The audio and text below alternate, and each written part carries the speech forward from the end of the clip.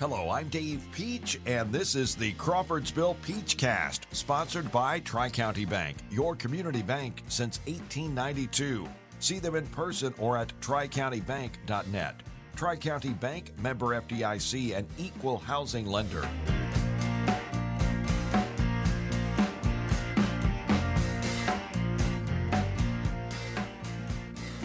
Crawfordsville Peachcast. I'm Dave Peach. We are joined by Dave Meyer. Dave, how are you?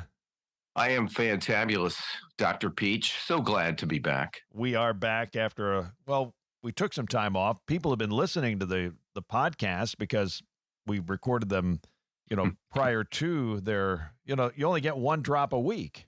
Right. I mean, and the timeliness with what we're reviewing is not that sensitive. No. And we do want to thank Tri-County Bank. The podcast is presented, the Crawfordsville Peachcast is presented by Tri-County Bank. And also at this time, Dave, who do we say hi to? Hello, Todd. Now, you say that we have two Todds that listen to the show. We have two Todds. It's correct. And there could be a third, Dave. I know more research needs to be done. But a shout out to Todd Schellenbarger from Evansville, Indiana, a listener of the Peachcast, Dave. The Pocket City. And I will say this. It is mighty nice when you go into Owensboro, Kentucky, which is pretty close to Evansville. Mm-hmm. My vacation home for Labor Day, our family, 69 is unbelievably tremendous. It's changed lives, Oh, Dave. my. You got that little part. I guess they'll get 37 there by 465 fixed up eventually. That little deal there. Yeah, we'll see. I think right now half the city's torn up. So, but not that part just yet. Once you get past that, oh, my. Yeah. It's nice. So, Todd, a shorter drive for you if you did want to visit us in studio one time. Dave, we've got a quiz for you. You ready to go? I'm excited, Dave. I need this kind of preparation for everyday life. You have no idea what we're doing as normal, but I want to see how many you can get. Now, you are familiar with the group Journey. I am. Heyday was the late 70s, early 80s, I believe. I have followed Journey for 40 years. 45 years. Okay. I mean, they're still played on our classic rock and our classic hits station. So I've got written down the catalog of Journey, the songs that are played on the radio to this day. And I'm going to see how many, if you name 7 songs, how many you will get. I just want to kind of see how top of mind Journey is in your 1983 graduate mind of high school. Go ahead. Here we go. Start the clock. Go ahead. You want to go a minute? Just start. Okay, so I'm just going to name Journey songs that are played on the radio. I want to see how many you can get. Okay. Let's see how many you can get. Go ahead. Well, Don't Stop Believing. Yes. Okay. That is one. Faithfully. Yes. See, now I'm gonna go Wheel in the Sky. Yep. Any Way You Want It. Yes. That's the Way You Need It. Yes. Lovin', Touchin', Squeezin'. Yep. Oh boy, Dave. Lights. Yes. Well, of course, people know that when you get them. I guess the question is, how many could you name? How many could I? Well, what's my number there? You have listed 6. Okay. There are at least 5 more. Bum, ba, bum. We need music on this. Hang on. In my head. Stone in Love. Yes. There you go. Okay. You're missing 3 that are like, I would say I should know them. Yeah, they're a little later. 3 that I'm not sure about one, but a couple of them are a little later on in the catalog. Okay. Gosh, I don't know, Dave. I'm hitting a wall. I'll give you a hint. Body part. Yes. I want to say legs. No. Arms. Open arms. Yes, the ballads, Dave. Now, See, here's the thing. I have a problem because at some point those ballads they transitioned into Steve Perry ballads. Mm-hmm. Okay, and so in my head, that's what I was trying to think. Like I was thinking of some of those songs that were on his solo albums that sounded like Journey, except he got all the money. There was one that I just heard this recently, Just the Same Way, which I think is kind of a marginal one. Yeah, you probably crack the top 30. One that I really love. I love the intro. Who's Crying Now? Okay, sure. And then the song, and I bet Dave, I've been in radio for 45 years. I don't know if you know that or not. Wow. When you were in diapers getting a bottle from your mama, I was. He was calling games, people. He was doing obits on the AM. $10 a game of Brown County tape delay. But this song has the best cold ending, I think, in rock music history. Ooh, that's big, Dave. It is Separate Ways. Yes, and it is so. Yeah, like I remember from my early days in radio, Dave. They wrote on the 45 and on the cart, I believe, cold out, really cold. That baby is ice cold. Okay, my callback on the oldies, Sanford Townsend Band, Smoke from a Distant Fire. Oh, very cold, Dave. Very cold. My favorite part of Separate Ways is that it's almost a rap song or rap part from Steve Perry. And if she ever leaves me, true love won't deceive me. And it's like, and the music just going on. I hope I got the right song there because no, it is okay. And it sounds like Journey. Yes, Journey does a yes song. Yes, is what it sounds like to me. My goodness! But can you believe they've got? That's some pretty good change for the folks that wrote these songs. That's some pretty good change for the folks. 1, 2, 3, 4, 5, 6, 7, 8, 9, 10. That's 10. Still getting played. Really good songs. Good. Really good songs. Mailbox money. Good mailbox money. Okay, that's your journey. Dave, one more question. According to Ben Stevens, and you follow Ben Scott Stevens on Twitter, don't you? Oh, I'm sorry, on X. On X. Oh, okay. Yeah. Yes. According to Ben Stevens, these are Power 5 conference payouts. We'll ask you how much money will Big Ten teams get this year for football only? Football only. Ooh. How much money will each team get for football only? Well, Dave, I feel like I'm TV money.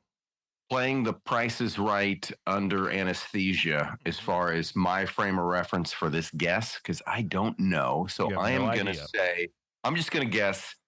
Now it's each team. That's what we're saying. I'm going to guess $5 million. $5 million? That's what they order at the drive-thru at McDonald's. I mean, come on. I know, Dave. This is where what does Ben say? Ben, Power 5 conference football TV deals in order based on annual average payout per school. Big Ten, $80 to $100 million. Wow. And you can get new uniforms. Of course, you're saying, what does IU do with their $80 to $100 million? I'm just kidding. Right.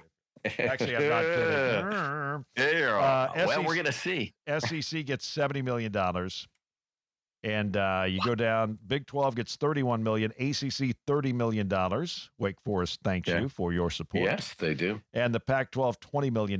Well, the conference formerly known as Pac-12, what happened? Did they just decide one day to, let's just eliminate the Pac-12? This is like piranhas in Chip Powers' aquarium, right? This is bad, Dave. Now here's the story of Chip Powers' aquarium.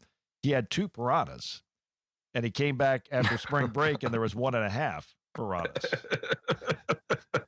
And I see that in college football. Yes, it's happening. You can't leave. Chip Powers leaves, and something like that's going to happen. The Mountain West is going to get bigger somehow. But the Pac-12, they're down to 20% of a piranha. Yeah, I'd hate to be, it's not like there's like 50 people working in the home office there at the Pac-12, but there's a handful of folks that, had a good gig, good livelihood. All they got to do is all the stuff they like to do. And the next thing you know, what? What? We're getting riffed? What's happening? Now, The market is speaking. When I think of the Pac-12, it's kind of like when somebody says playoffs, and you automatically think of Jim Moore. Yeah, playoffs, Jimmy. Playoffs. And when you think of the Pac-12, you think of Bill Walton, the Conference of Champions. Bill Walton and Lou Holtz, I think, are related somewhat because they ended up talking about the same way, But basically the same Conference of Champions. Yeah, there's and they're some gone. Thick tongue. Yeah. Well, that's your audience participation. I hope you enjoyed that at home. All the Todds that are listening. Yes, Journey. That's your Journey callback. Today it is Untoasted and a real simple movie. I liked it a lot. It's with Tony Curtis, Piper Laurie, Johnny Dark. Movie about sports cars and a auto magnate who somehow ended up saving the day. We'll talk about it. It is Untoasted. It is Johnny Dark next on the Crawfordsville Peachcast. Are you looking for great prices? Do you have a smartphone? Of course you do. This is Bria French. With Tri-County Bank's Merchant Discount Network, you can get discounts on food, entertainment, tools, and so much more.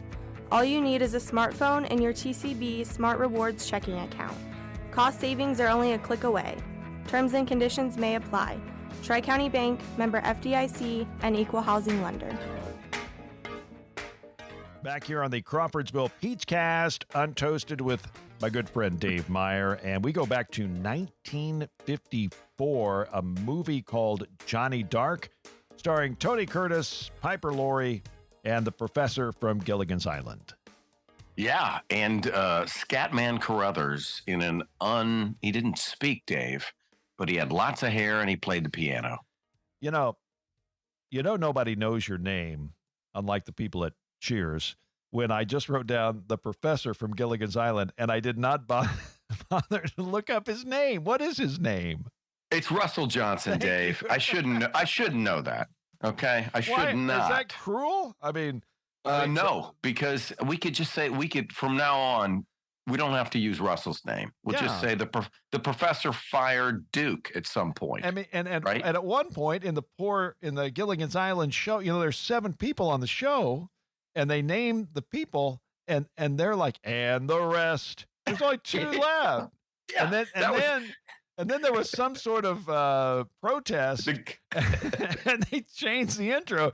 The professor and Mary Ann. I mean, they had to lobby. They had to lobby to get on. This is when Paul Schaefer finally ended up on the marquee there, right at the Ed Sullivan Theater. It was like, okay, he's hit his paywall. We can't pay him anymore, so let's add him. So I think that's what Russell, Dawn, come in here. We've got really good news. Yes, we've changed the song and we're calling you out. Yeah, you're gonna get on there.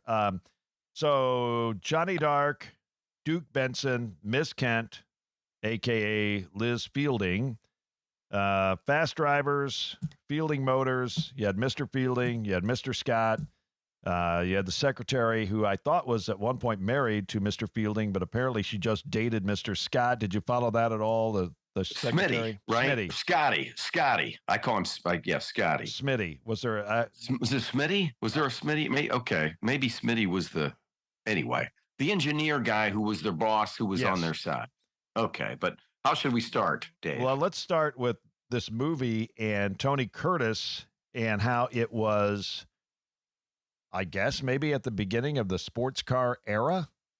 Big time. This made in 1953, the same year that the Corvette debuted. So how about that?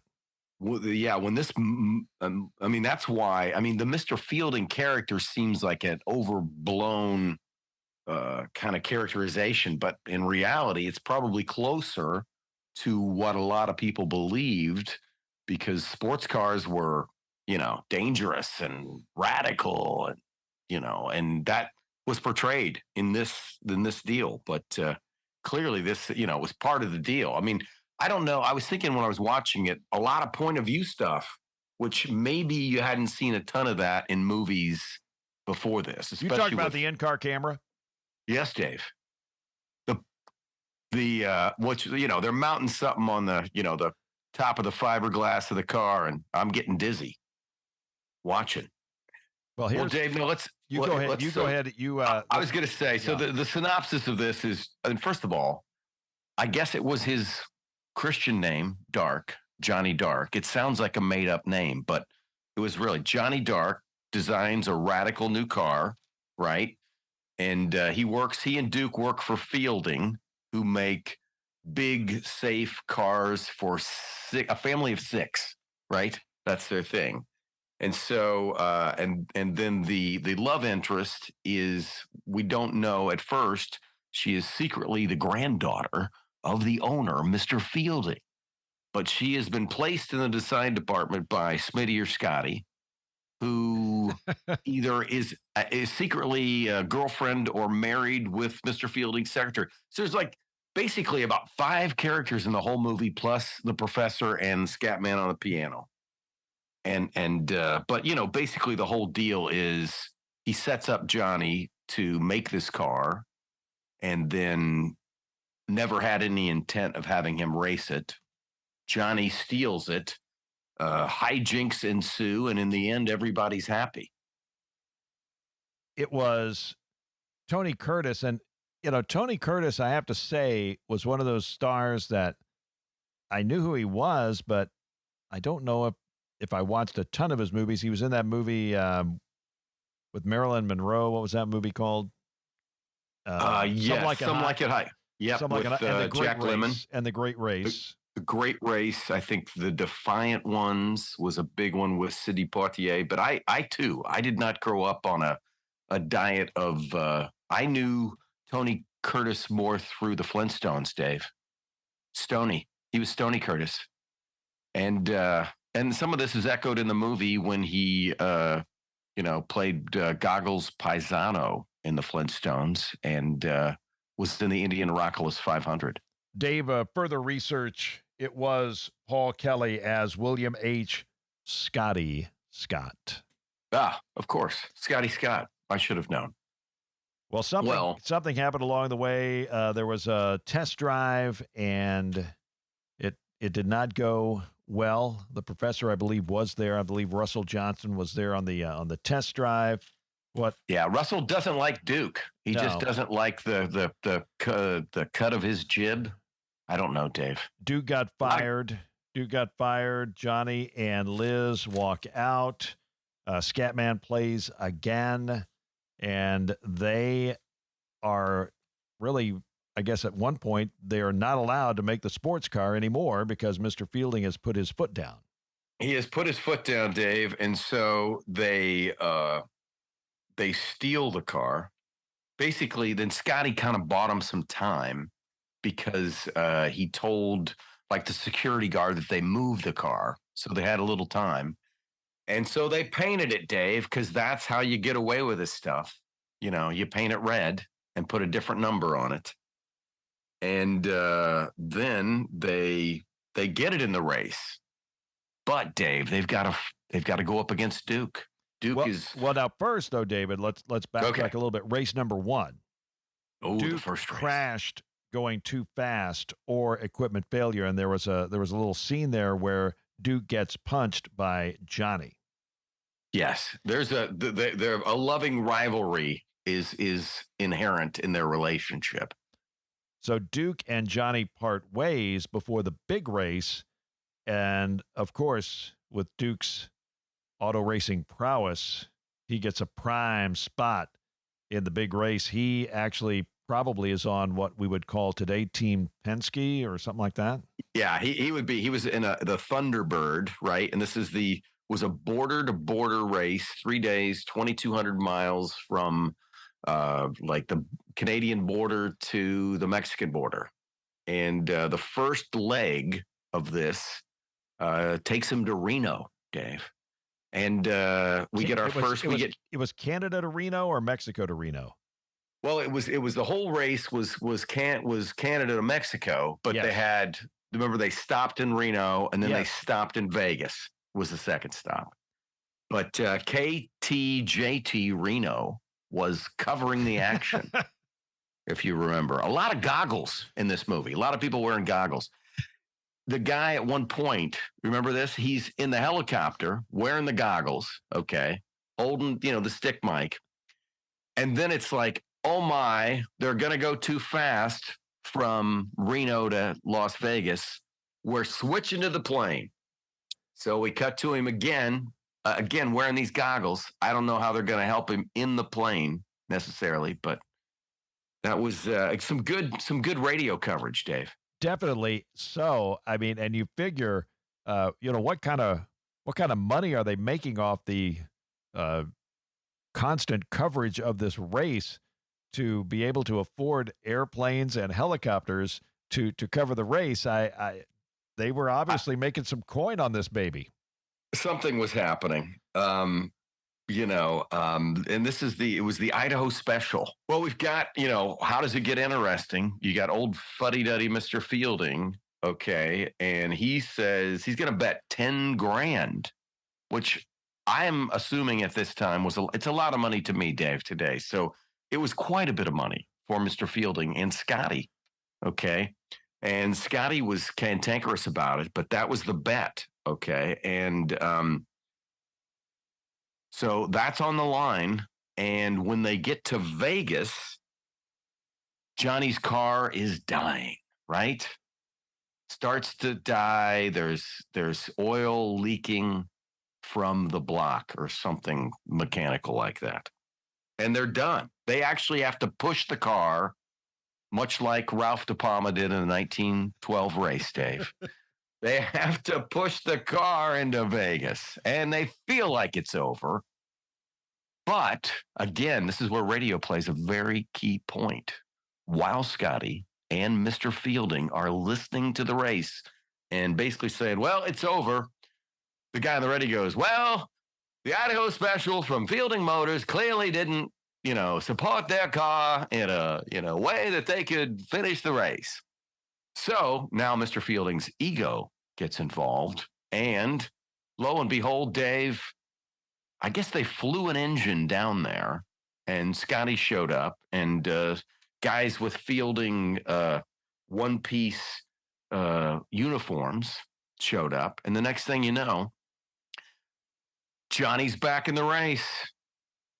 He's ready to go. And he along the way, he courts sort of Piper Laurie, who is a female engineer. She knows her way around cars. She's there helping them as far as the design and all of that. And she follows them along the way. Johnny says, hey, I don't have any time for you in Reno. And then when it looked like they weren't going to actually have a car in Vegas, he takes her by the arm and says, hey, let's go out to Vegas. Let's paint the town red or whatever they want to paint it. And then all of a sudden they're back in. We got a callers. Todd is calling on the phone line there. It's the hotline, Dave. Yeah, it's the hotline. But they end up having a race. There's a race to be won here. We're not going to go out in Vegas just yet because I'm going to be motoring on down to Mexico. I like it. And she was, like a strong, independent character, not kind of a caricature. She was her own thing. And at first, kind of Duke was kind of trying to make her his girlfriend, and she wasn't necessarily down with that. He realizes at one point that her heart belongs to Johnny Dark. A cameo in this movie by real-life Nevada Senator Patrick McCarran, whose name was on the airport there for a long time. And there was a Scotty. I think was Scotty the riding partner, Robert Nichols? Oh, no, that could be. Smitty. I'm sorry, Smitty. We know there's a Scotty. There's a Smitty, Robert Nichols. Okay, so if you have a Scotty, you have to have a Smitty. That's just the way that works. Did you notice that? And I know obviously this is public domain, so they had a good deal on it, but they push the car into Vegas to the tune of Battle Hymn of the Republic. I mean, what's up with that, Dave? And I did notice too on once they're in the last part, they made a big deal, like Duke's driving a black steering wheel, and Johnny in his red car has a white one. Our good guys with a white steering wheel. when you mentioned that public domain, I used to watch a show, and they were doing a song, and the lady was saying, "I want to do a solo. I want to do a solo," and the solo she sang was "When the Saints Go Marching In," and I figured that yeah, cheaper, right? Cheaper. That's why. That's why. Along with the William Tell overture in the background, you know that they're not going to pay no rights fees on that show. Johnny Dark, we thought was reminiscent of Speed Racer. Speed Racer, exactly. The cars, the kind of the way they cut back and forth between the guys. Somehow these steering wheels, Dave, needed a lot more play in them. You know, nowadays you don't see these guys making big turns, but these guys are up and down on that steering wheel, and you know, goggles, and then at one point the Duke's partner was basically gave him bad last minute advice and sent Duke off into a tailspin. Yeah, it was.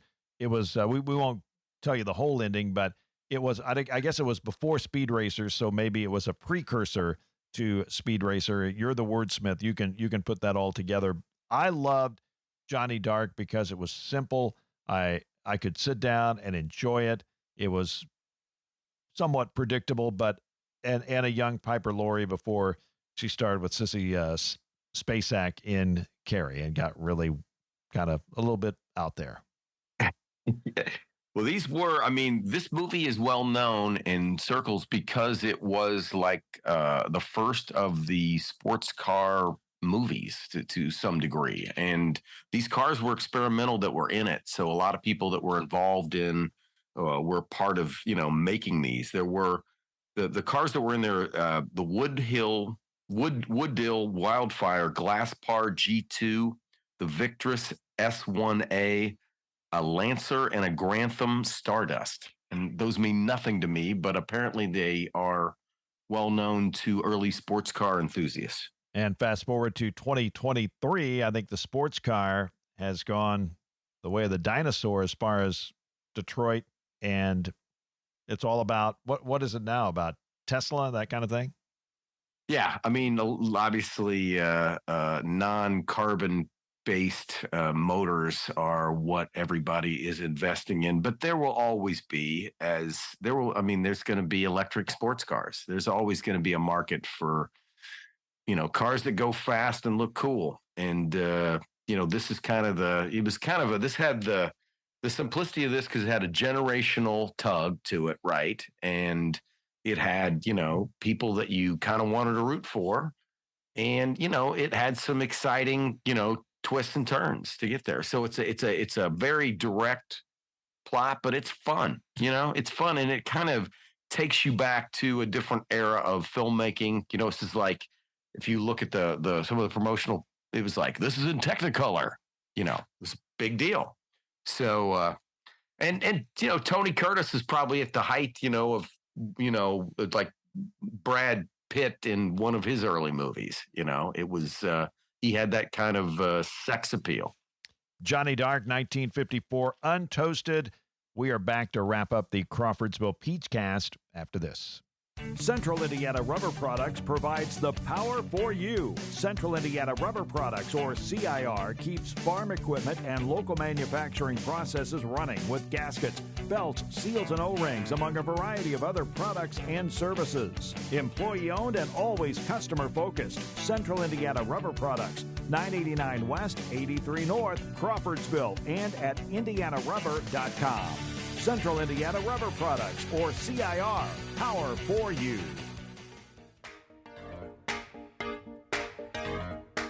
Wrapping up the Crawfordsville Peachcast. Dave, do you eat beef jerky?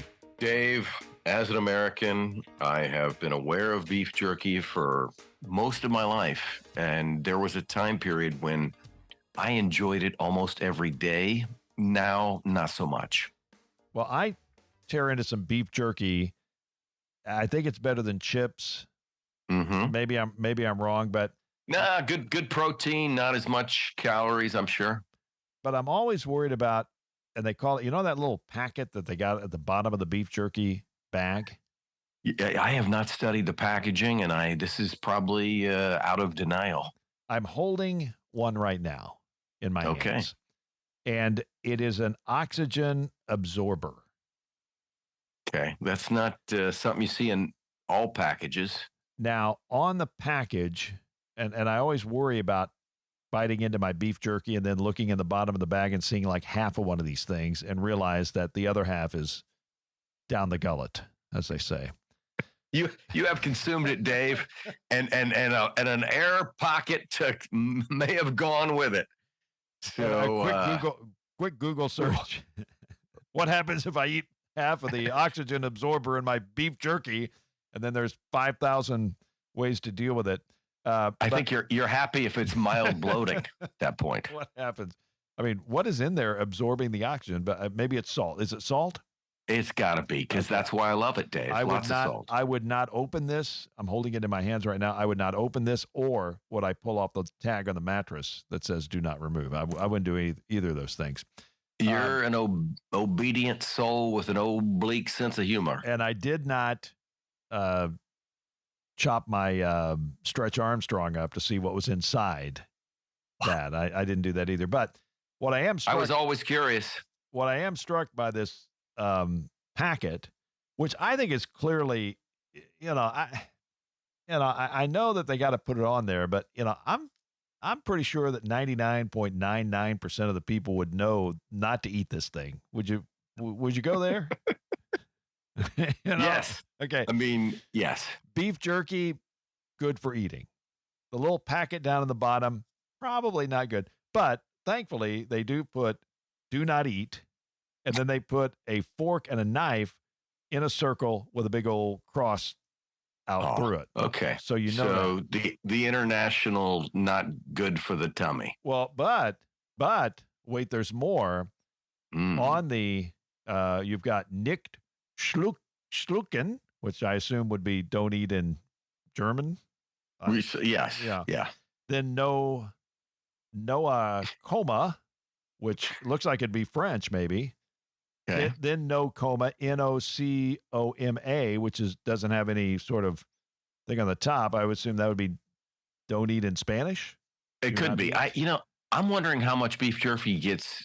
I'm sure it's one of our biggest exports. Yeah, and then they've got it written in. It appears to be maybe in Chinese letters that I cannot read because I don't know the alphabet there. But they've got them all covered there. But again, and we will, back in the day we had public service announcements that ran on radio stations because we had time to fill, and we will say on this podcast, that little packet that you find in your beef jerky is not for consumption. Okay? Please make a note of it. Please do not get it out of the bag. Now, I always try to get it out of the bag early in the proceedings because I don't want to have to worry about it. It's probably the safest way to consume without abandon. Is to make sure you're not going to take in any unnecessary oxygen giving products. Yes, along with your taking jerky. Away the oxygen, the oxygen reduction. Yeah, yes. Oxygen that. So God knows what happens. Yes, and we actually just want to we want to do more with the podcast and just entertain people named Todd. We want to do some important things and. So we will endeavor on our public service campaign to get people to not eat those. And you wonder, hopefully no one has eaten one at any point, but perhaps. I think this may be the time to ask, folks. Come on, guys and gals. When you're tearing into the beef jerky, be careful of that oxygen absorber. And with that, we end our Crawfordsville Peachcast Untoasted. Are you ready for Beyond Poseidon Adventure next? Yes, Dave, because it's upside down with a big cast. It is a B-plus celebrity list in Beyond Poseidon Adventure. This is the Crawfordsville Peachcast. Did the beef jerky oxygen absorber bit land, Dave? I liked it, Dave. Okay. You might, give your editor a little leeway if he thinks he needs to trim some, but I think it worked. Okay. We'll leave it in. It is the Crawfordsville Peachcast presented by Tri-County Bank, your community bank since 1892. and Central Indiana Rubber Products. Hello, Todd, and hello, Todd. Crawfordsville Peachcast.